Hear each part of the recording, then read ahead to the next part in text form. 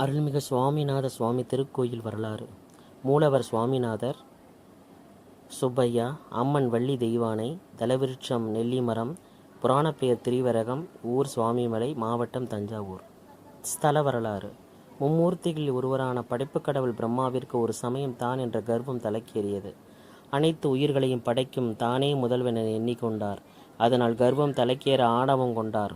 அதனால் அடக்க மனம் கொண்டார். முருகப்பெருமான் கைலாயத்தில் சிவனை தரிசிக்க பிரம்மன் வர நேர்ந்தது. அப்போது ஆணவம் தலைக்கேறிய பிரம்மன் முருகனை பாலன்தானே என அலட்சியமாக நினைத்தார். முருகன் பிரம்மனை அழைத்து பிரணவத்தின் பொருளையும் அதன் தத்துவத்தையும் கூறுமாறு கேட்டார். பிரம்மனால் பதிலளிக்க முடியவில்லை. அதனால் வெகுண்ட முருகன் பிரம்மன் தலையில் கொட்டி சிறையில் அடைத்தார். இதனால் படைப்புத் தொழில் பாதிப்படைந்தது. சிவபெருமான் பிரணவத்தின் பொருள் அறிந்தவரே, அறியாதவர் அல்ல.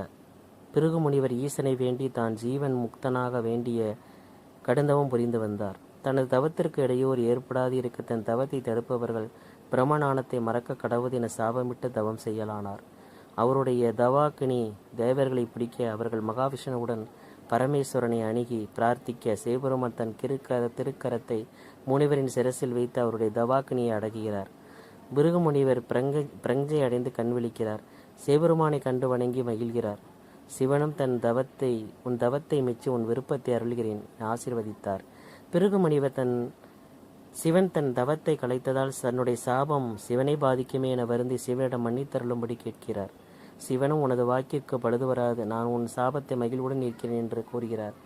ஆத்மாவை புத்திர நாமசி என்கிறது வேத வாக்கு. அதன்படி தன் பிள்ளையான சுவாமிநாதனிடம் ரிஷியின் வாக்கை உண்மையாக்க சிவன் பிரம்ம உபதேசம் செய்து கொள்கிறார். இதுவே சிவனுக்கு பிரணவ பொருள் மறக்க காரணமாகும். தேவர்கள் அனைவரும் சென்று நடந்ததையும் நடக்க தேவைப்படுவதையும் சிவனிடம் எடுத்து கூறினர். எத்தனையோ திருவிளையாடல்கள் நடத்திய எனக்கு இது முருகப்பெருமான் மூலம் வரும் புதிய திருவிளையாடல் என்பதை உணர்ந்தார். முருகனிடம் பிரம்மனை விடுதலை செய்யும்படியும் கூறினார். பிரணவத்தின் பொருள் கூட தெரியாத பிரம்மனுக்கு படைப்புத் தொழில் எதற்கென்று எதிர்கேள்வி கேட்டார் முருகப்பெருமான். பிரம்மனுக்கும் தெரியாத பிரணவத்தின் பொருள் உனக்கு தெரியுமா என முருகனிடம் கேட்க எனக்கு தெரியும் என்றார் முருகப்பெருமான். அப்படியானால் சொல் என்று சிவன் கேட்க தாம் குருவாகவும் தாங்கள் சிஷியனாகவும் இருந்து உபதேசம் பெற வேண்டும், தத்துவ உபதேசம் என கூறினார். முருகப்பெருமானின் திருவிளையாடலின் உச்சக்கட்டம் நெருங்கிவிட்டதை உணர்ந்தார் சிவபெருமான். தென் கைலாயம் என அழைக்கப்படும் திருவையாற்றில் இருந்துதான் சிவனின் உபதேசம் பயணம் தொடங்கியது.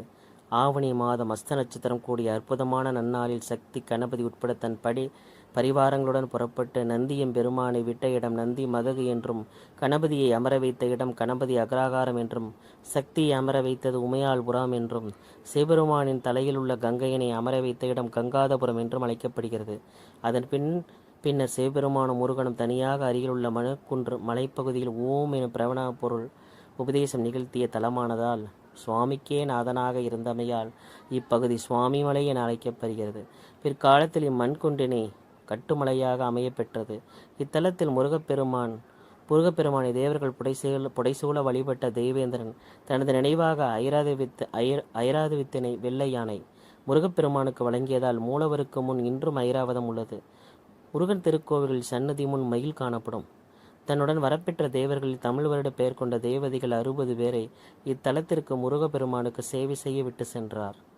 கோயில் சிறப்புகள். கந்தப்பெருமானின் அறுபடை வீடுகள் வரிசையில் சுவாமிமலை சுவாமிநாத சுவாமி கோயில் 4ஆம் படைவீடாக போற்றப்படுகிறது. இக்கோயிலில் மீனாட்சி அம்பாளுடன் சுந்தரேஸ்வரர் எழுந்தருளியுள்ளதால் மீனாட்சி சுந்தரேஸ்வர சுவாமி கோயில் என்றும் இக்கோயில் அழைக்கப்படுகிறது. தகப்பன் சுவாமி என அழைக்கப்படும் முருகப்பெருமான் இக்கோயில் பிரம்மதேவர், பூமாதேவி, இந்திரன் ஆகியோர் குருவாக இருந்து அருளியதால் இத்தலம் குருமலை என்றும், கந்தாசலம் என்றும், சிறகிரி சிவமலை என்றும் அழைக்கப்படுகிறது. மேலும் சுவாமிநாதனாக அருள்பாலிப்பதால் சுவாமிமலை என்றும் பெயர் அழைத்து விட்டது. மூலவர் 6 அடி உயரத்துடன் தலையில் உச்சி குடுமி, மார்பில் பூணல் ஆகியவற்றை கொண்டு அருள்பாலிக்கிறார். வலகரத்தில் தண்டாயுதத்தனும் இடது கையை தொடையில் வைத்தபடியும் யோக நிலையில் உள்ள குருநாதராக நின்ற கோலத்தில் அருள்பாலிக்கிறார் கந்த பெருமான். கருவறையில் மூலவர் நின்றிருக்கும் பீடம் சிவலிங்க ஆவுடையாகவும் அதன் மேல் எழுந்தருளியிருக்கும் சுவாமிநாத மூர்த்தி பானலிங்கமாகவும் காட்சியளிப்பது தனி சிறப்பு. இதன் மூலம் சிவபெருமானும் முருகப்பெருமானும் வேறு வேறு அல்லர் என்பது புலனாகிறது. பீடம் சிவபீடமாக கருதப்படுகிறது.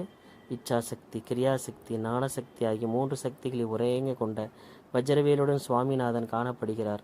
இந்த வேல்தான் கோயிலின் கீழ் வீதியில் உள்ள நேத்திர தீர்த்தத்தை உண்டாக்கியதாக கூறப்படுகிறது. கட்டுமலையாக அமைந்துள்ள குன்றின் மீது இக்கோயில் 5 நிலை ராஜகோபுரத்துடன் தெற்கு நோக்கி உள்ளது.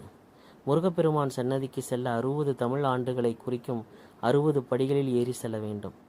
இம்மலைகளே இல்லாத தஞ்சை மாவட்டத்தில் குன்றின் மீது அமைந்துள்ள கோயிலாக சுவாமி மலைக்கோயில் உள்ளது. 60 படிகள் ஏறி இத்தலத்துக்கு செல்ல வேண்டும். ஒவ்வொரு படியும் ஒவ்வொரு தமிழ் வருடத்தை குறிக்கிறது. தமிழ் வருடங்களின் தேவதைகள் கந்தப்பெருமானை பிரார்த்தனை செய்து படிகளாக உள்ளதாக ஐதீகம். இத்தலத்தில் சுப்பிரமணிய சந்நிதிக்கு எதிராக மயிலுக்கு பதில் யானை வாகனம் உள்ளது. சுவாமிநாத பெருமானை வேண்டி அரிகேசன் என்ற அரக்கனை வென்றதால் இந்திரன் தன் காணிக்கையாக ஐராவத யானையை முருகப்பெருமானுக்கு தந்ததாக புராணங்கள் கூறுகின்றன. பார்வதி தேவியின் சாபத்துக்கு ஆளான பூமாதேவி இத்தலத்துக்கு வந்து சுவாமிநாத பெருமானை வழிபட்டு சாப நீங்க பெற்றார். அதன் பின்னும் இத்தலத்தை விட்டு செல்ல விருப்பமில்லாதால் இங்கேயே தலவிச்சமாக நெல்லி மரமாக பூமாதேவி உள்ளார். இந்த முருகப்பெருமான் அலங்கார சிறப்புடையவர் என்பது குறிப்பிடத்தக்கது. விபூதி அபிஷேகம் செய்யும் போது அருள் வெளுத்த கனியை நாணியாக காட்சி தருவார். சந்தன அபிஷேகம் செய்யப்பட்ட நிலையில் பால சுப்பிரமணியனாக கம்பீரமாக காட்சி தருவார். காவிரி சுவாமிநாதனை வழிபட்டு இத்தலத்திற்கு வரும் பக்தர்கள் தீர்த்தத்தில் நீராடி தரிசிக்க வேண்டும் என பிரார்த்தித்து குமாரதாரை என்ற பெயரில் இவ்வூரில் தொடர்ந்து இருக்க அருள் பெற்றுள்ளார். கங்காதேவி முருகனை தரிசித்து தன் பாவ விமோசனம் பெற்றதால் தானும் காவிரியுடன் இணைந்து இத்தலத்தில் இருக்க அருள் வேண்டினார். முருகப்பெருமானும் தனது தலத்தில் விருட்சமாக இருக்க அருள்வளித்தார். கங்காதேவி இத்தலத்தில் தாத்தாத்திரி நெல்லி மரம் தலவிருட்சமாக பக்தர்களுக்கு அருள்வாளித்து வருகிறார். சுவாமி மலையின் பெருமைகள் குறித்து அருணகிரிநாதர் திருப்புகளிலும் நக்கீரர் திருமுருகாற்றுப்படையிலும் பாடியுள்ளனர். திருவிழா திருக்கார்த்திகை திருவிழா 10 நாட்கள். இத்திருவிழாவை இத்தலத்தின் மிகப்பெரிய திருவிழா. இத்திருவிழாவின் போது லட்சக்கணக்கான பக்தர்கள் கலந்து கொள்வார். சித்திரை பிரம்மோற்சவம் பிரம்ம உற்சவம் 10 நாட்கள். வைகாசி விசாக பெருவிழா. ஆவணி பவித்ரோற்சவம் 10 நாட்கள். புரட்டாசி நவராத்திரி பெருவிழா 10 நாட்கள். ஐப்பசி கந்தசஷ்டி பெருவிழா 10 நாட்கள். மார்கழி திருவாதிரை திருநாள் 10 நாட்கள். தைப்பூச திருவிழா. பங்குனி வள்ளி திருக்கல்யாண திருவிழா. இவற்றுள் சித்திரை கார்த்திகை தை மாதங்கள் நடைபெறும் விழாக்கள் கொடியேற்றத்துடன் நடைபெறும் பெருவிழாக்களாகும். ஒவ்வொரு ஆண்டும் ஆங்கில வருட பிறப்பு நாளில் திருப்படி திருவிழா சிறப்பாக நடைபெறுகிறது. சுவாமிநாதனுடைய வரலாற்றை நாம் இனிதாக கண்டோமா?